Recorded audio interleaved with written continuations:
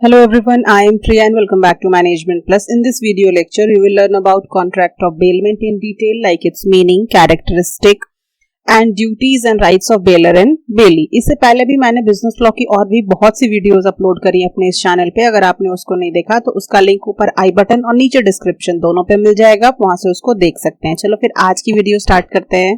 देखिए, सबसे पहले देख लेते हैं बेलमेंट क्या होता है. तो अगर बात की जाए बेसिक्स में, तो बेलमेंट का मतलब होता है चेंज इन पोजेशन और टू हैंड ओवर.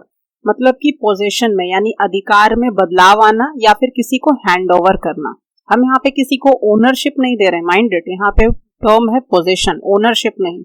ओनरशिप का मतलब होता है टाइटल, मालिकाना अधिकार, ठीक है. लेकिन यहाँ पे क्या है, अगर मेरे पास कोई गुड्स है तो मैं उसको किसी और को हैंड ओवर कर दे रही हूँ. That is the meaning of change in possession. अभी मेरे पास था, अब मैं उसको किसी और के हाथ में दे रही हूँ, ठीक है. That is the main and the basic meaning of bailment.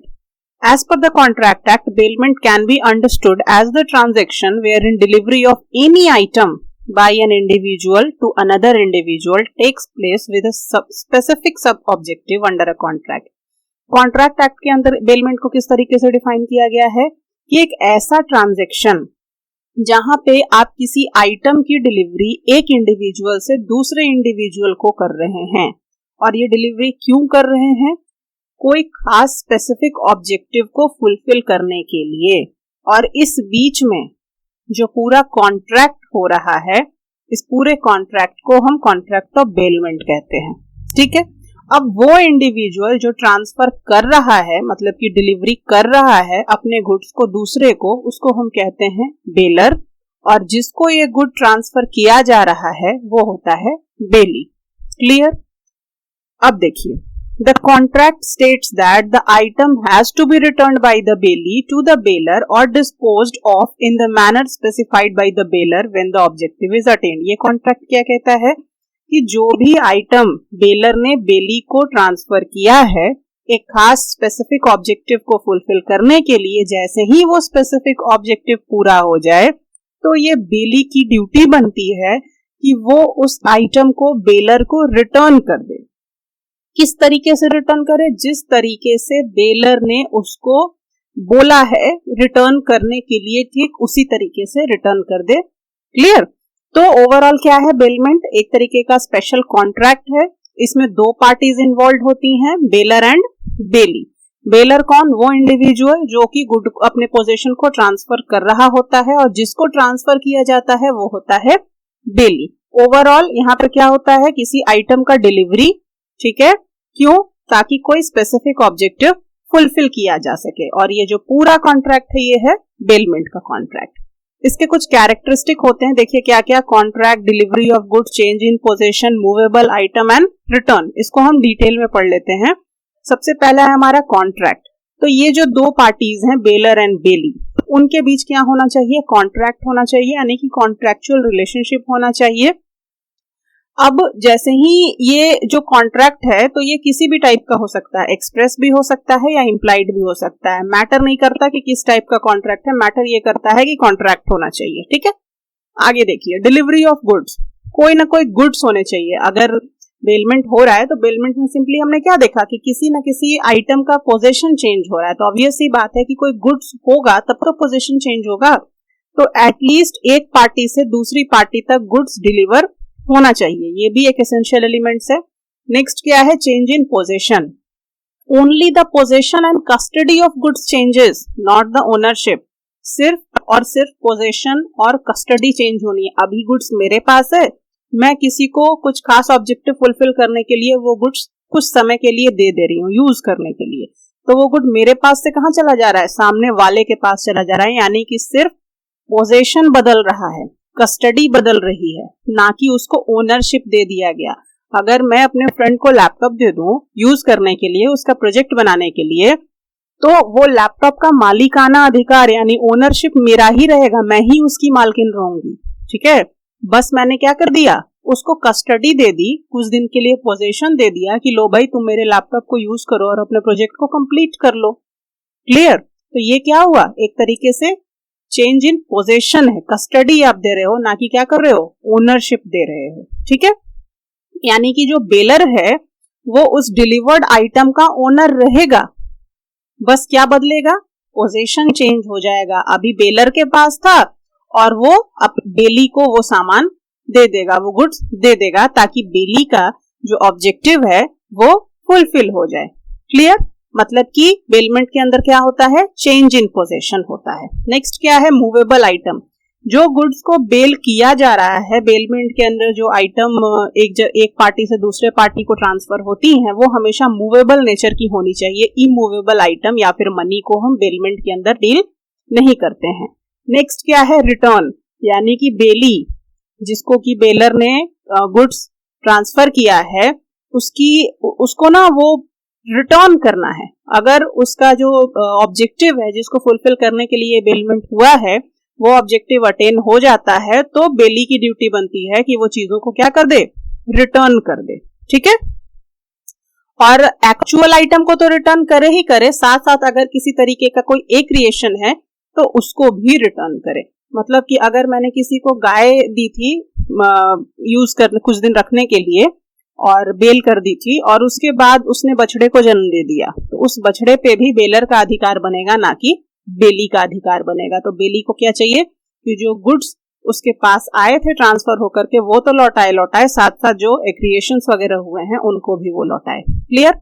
देखिए, the delivery of goods in case of bailment is done voluntarily. जो भी डिलीवरी ऑफ गुड्स होती है वो बिल्कुल स्वेच्छा से होती है। वॉलंटरी का मतलब होता है स्वेच्छा से करना, बिल्कुल स्वेच्छा से, अपने मन से बेलर करता है, किसी खास स्पेसिफिक पर्पस को पूरा करवाने के लिए। और ये स्पेसिफिक पर्पस लॉन्ग टर्म का नहीं होना चाहिए, शॉर्ट टर्म के लिए ही होना चाहिए, कुछ दिन, लाइक कुछ हफ्ते, कुछ दिन, कुछ महीने के लिए होना चाहिए। सालों साल, 10 साल तक के स्पेसिफिक ऑब्जेक्टिव को आप बेलमेंट के थ्रू फुलफिल नहीं कर सकते। ठीक है?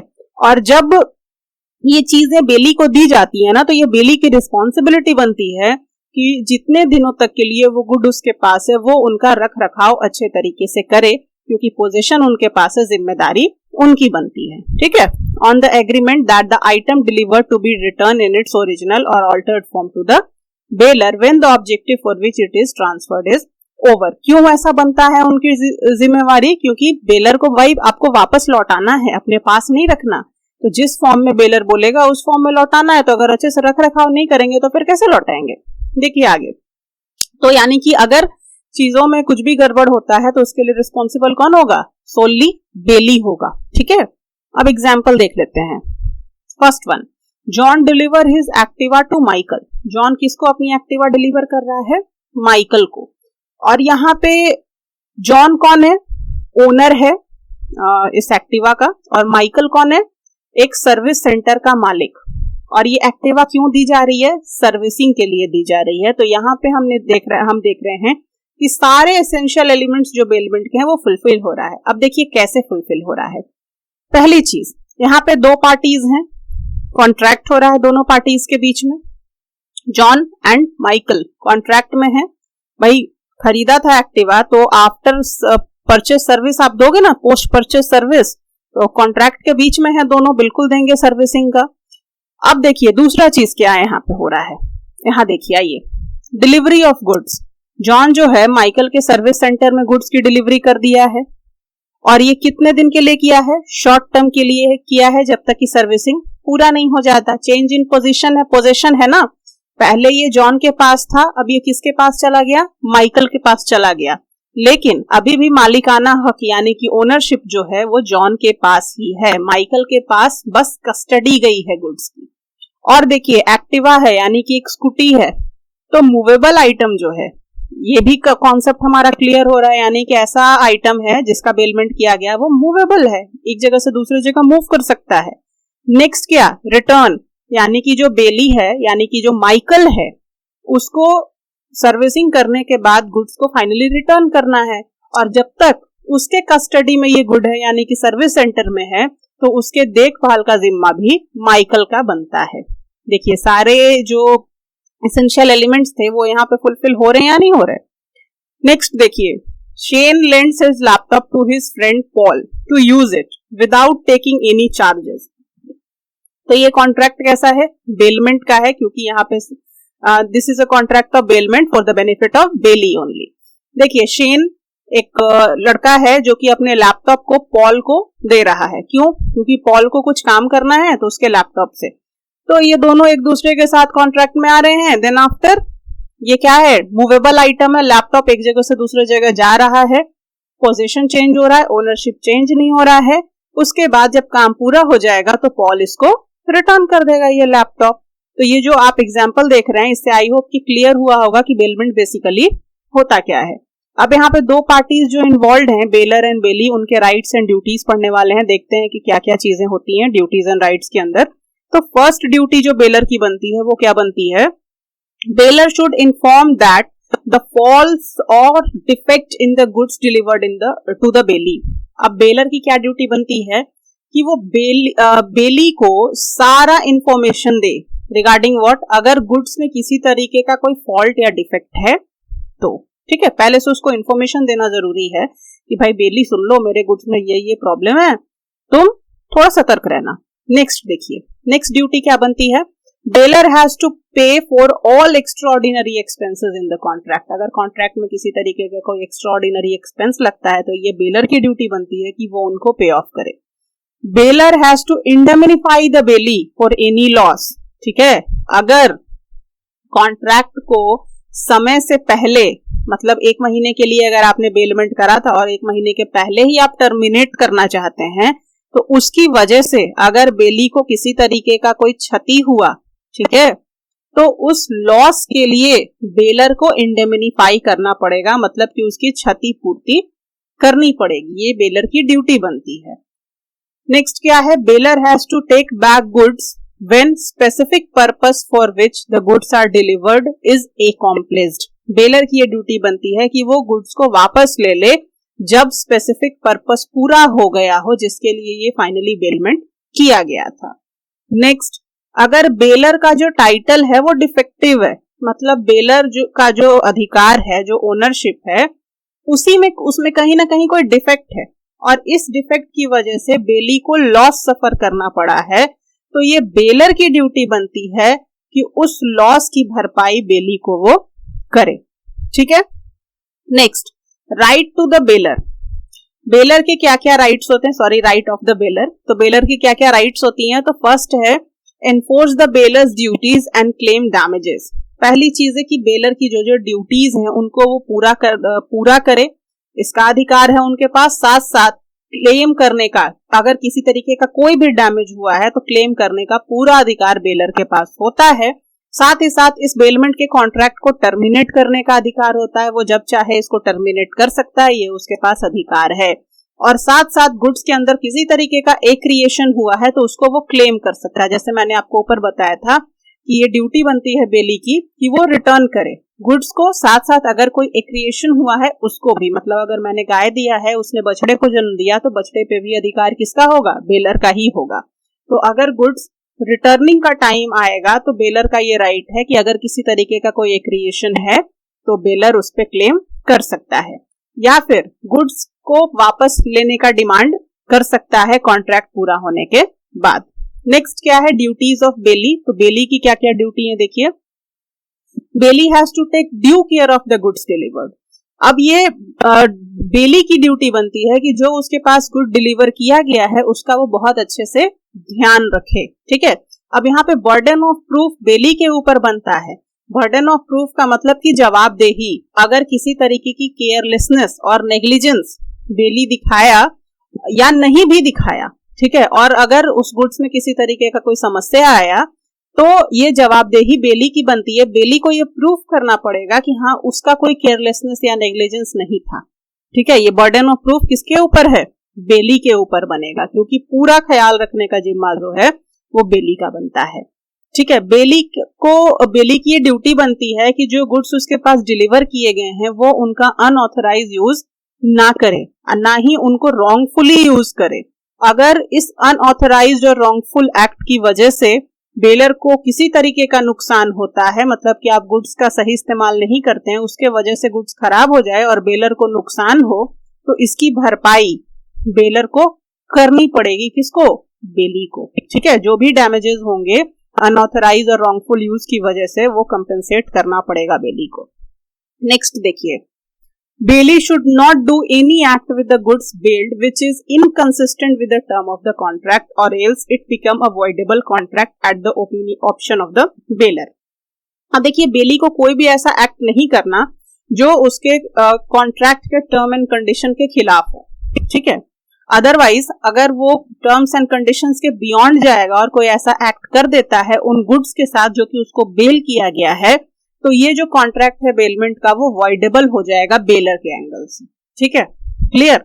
अब जैसे सपोज कीजिए मैंने किसी को घोड़ा बेल किया, बेलमेंट का एक कॉन्ट्रैक्ट था, मैं बेलर थी, मैंने किसी को घोड़ा दिया और मैंने कहा कि भाई इसको ना ज्यादा जंप मत करवाना, इसकी तबीयत बिगड़ जाती है, इसको मतलब माउंटेन्स वगैरह पे मत ले जाना, ज्यादा जंप वगैरह मत करवाना, नहीं तो ये इसकी तबीयत बिगड़ जाएगी।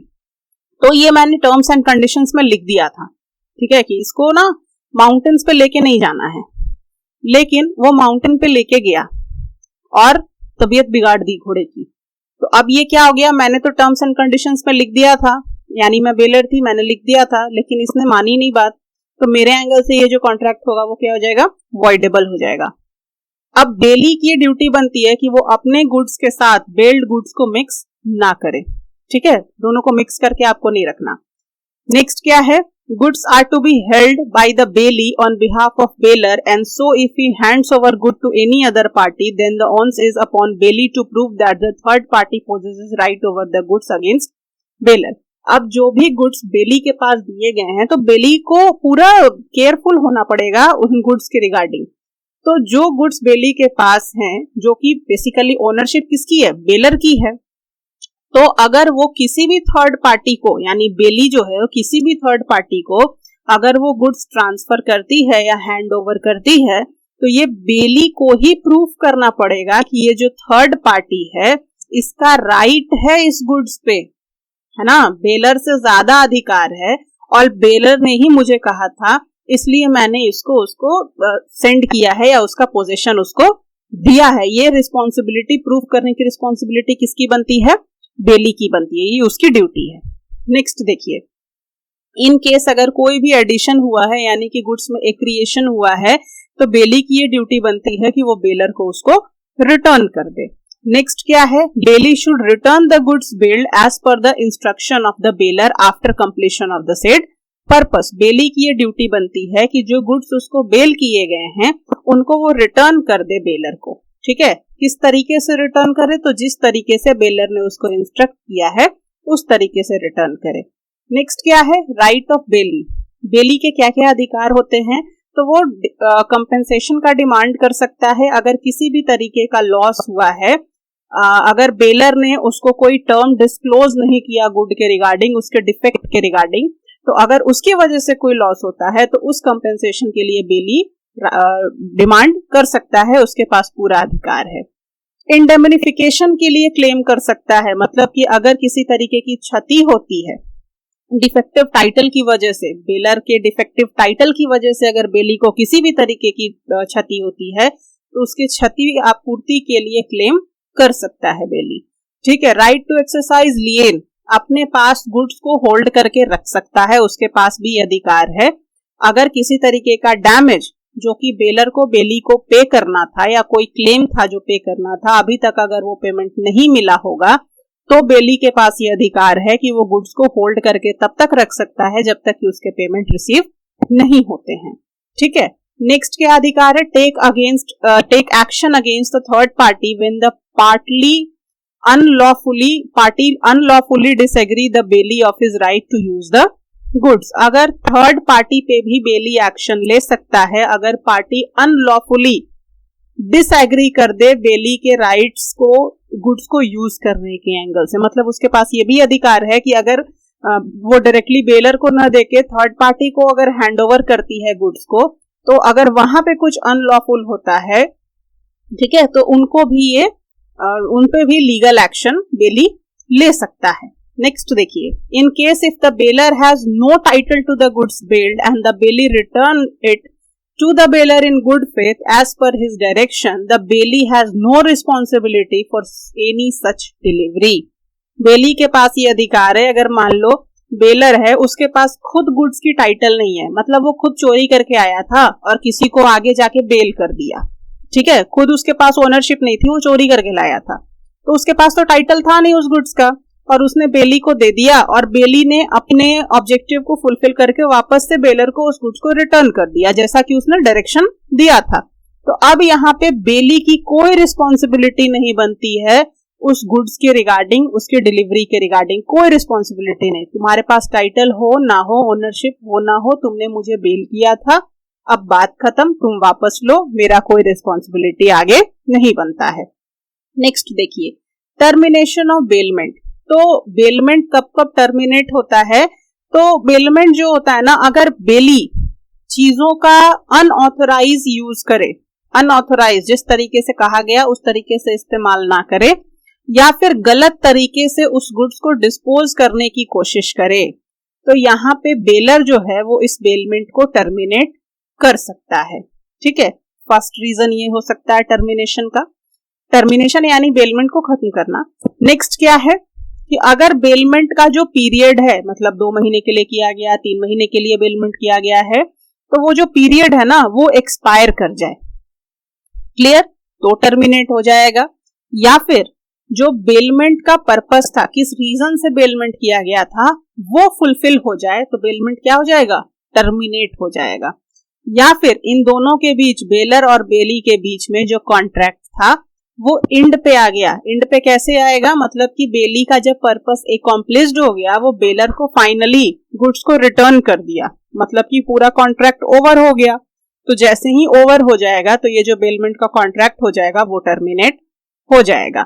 साथ ही साथ बेलमेंट का जो कॉन्ट्रैक्ट है एक और तरीके से टर्मिनेट हो सकता है कि अगर जो गुड्स दिए गए हैं, ठीक है, गुड्स दिए गए हैं वो डिस्ट्रॉय हो जाएं, या फिर due to any reason for a change in its nature they can not be used for the purpose of bailment, वो या तो कंप्लीटली डिस्ट्रॉय हो जाए या फिर जो उनका बेसिक नेचर है वो बिल्कुल बदल जाए, वो बिल्कुल इस तरीके का मतलब खराब हो जाए या बिल्कुल बिगड़ जाए कि आगे वो कभी भी बेलमेंट पर्पस के लिए इस्तेमाल नहीं किया जा सके। तो इस कंडीशन में भी बेलमेंट को हम क्या करते हैं? टर्मिनेट कर सकते हैं।